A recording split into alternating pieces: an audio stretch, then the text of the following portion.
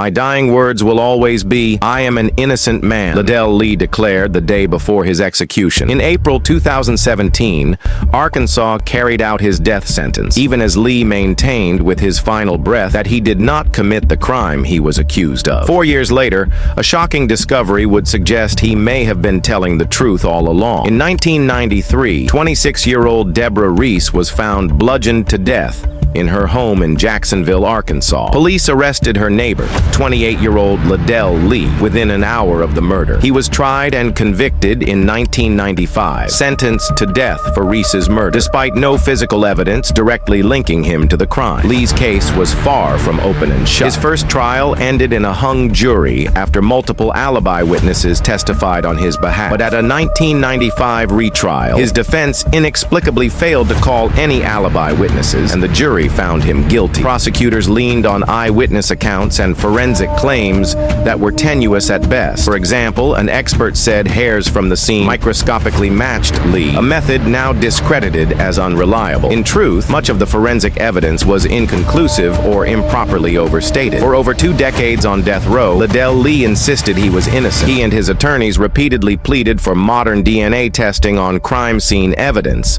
the kind of testing that wasn't available at the time of his trial. They wanted to test the murder weapon, blood samples, and other evidence that could conclusively identify the killer. Each time, the courts refused. Judges ruled that Lee's requests for DNA testing came too late, even though this testing could have proven whether Arkansas was about to execute the wrong man. In April 2017, as Lee's execution date neared, Arkansas scheduled an unprecedented spree of executions, 8 men in 11 days, because the state's lethal injection drugs were about to expire. This frantic pace jammed the courts and left little time for new evidence to be heard. Ledell Lee was one of those 8 slated for execution, and despite last-minute appeals from his new legal team, he did not receive a stay. On April 20th, 2017, Ledell Lee was executed by lethal injection. He refused a special last meal, taking Holy Communion instead, and went to his death asserting his innocence. It wasn't until 4 years after Lee's execution